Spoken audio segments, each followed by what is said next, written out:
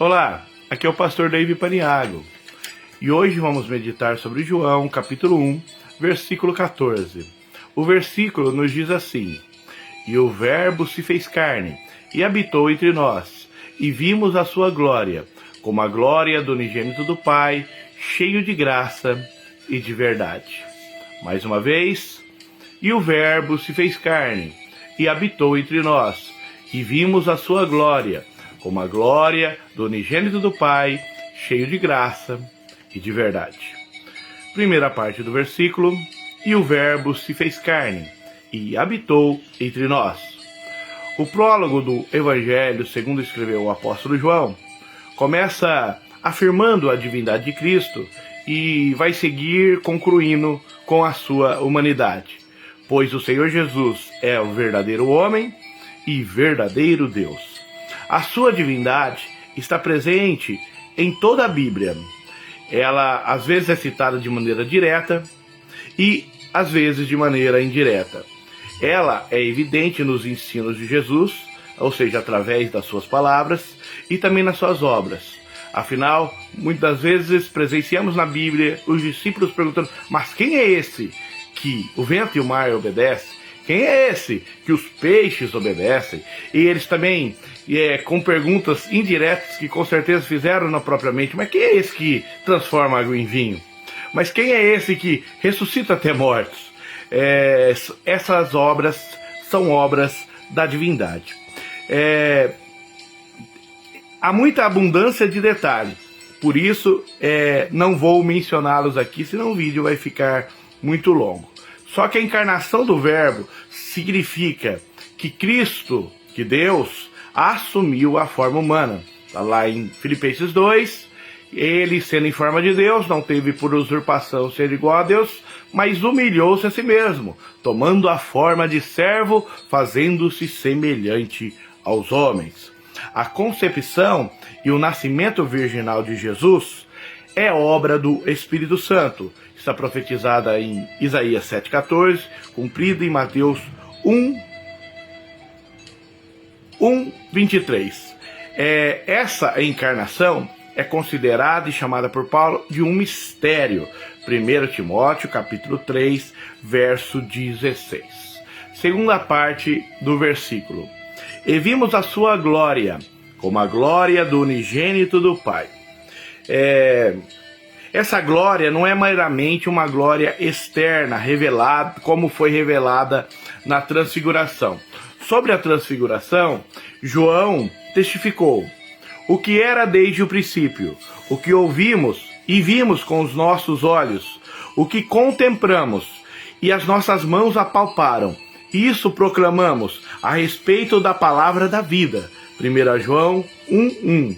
Sobre a transfiguração, Pedro também escreveu: porque não vos fizemos saber a virtude e a vinda do nosso Senhor Jesus Cristo, seguindo fábulas artificialmente compostas, mas nós mesmo vimos a sua majestade, porquanto ele recebeu de Deus Pai honra e glória, quando da magnífica glória lhe foi dirigida a seguinte voz: este é o meu Filho amado, em que me tenho comprazido. E ouvimos essa voz dirigida do céu, estando nós com ele no Monte Santo. 2 Pedro 1:16 e 17. Não está falando, então, dessa glória revelada na transfiguração, mas o esplendor do divino caráter.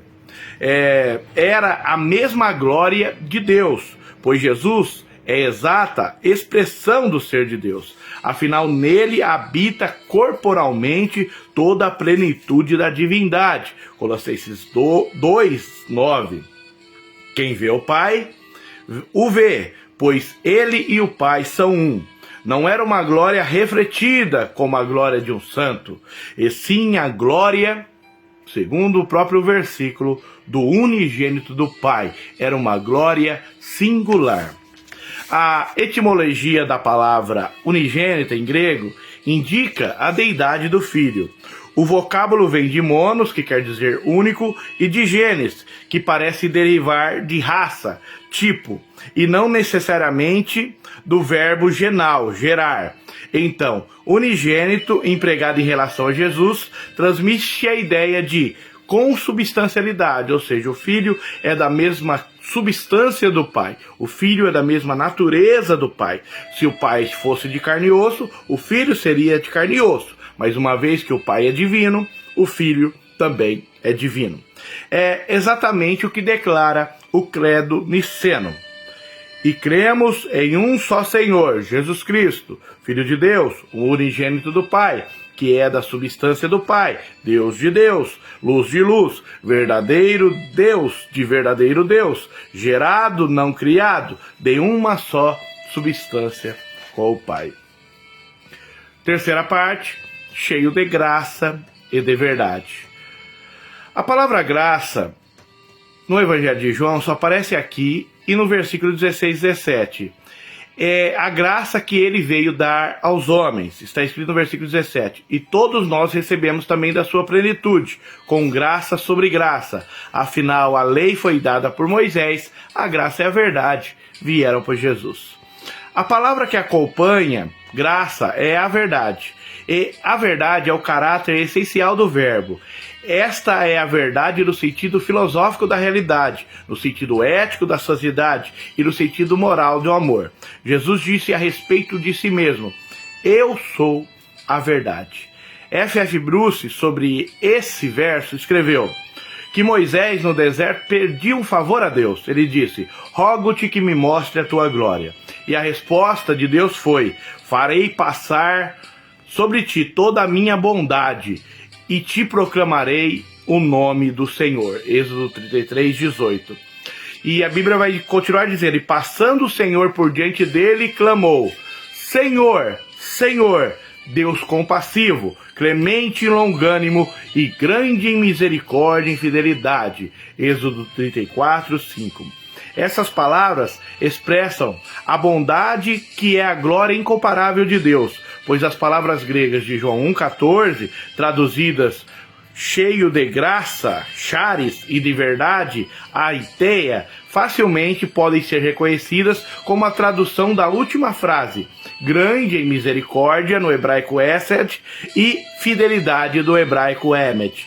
A glória vista no verbo encarnado foi a glória revelada a Moisés, quando o nome de Javé soou em seus ouvidos.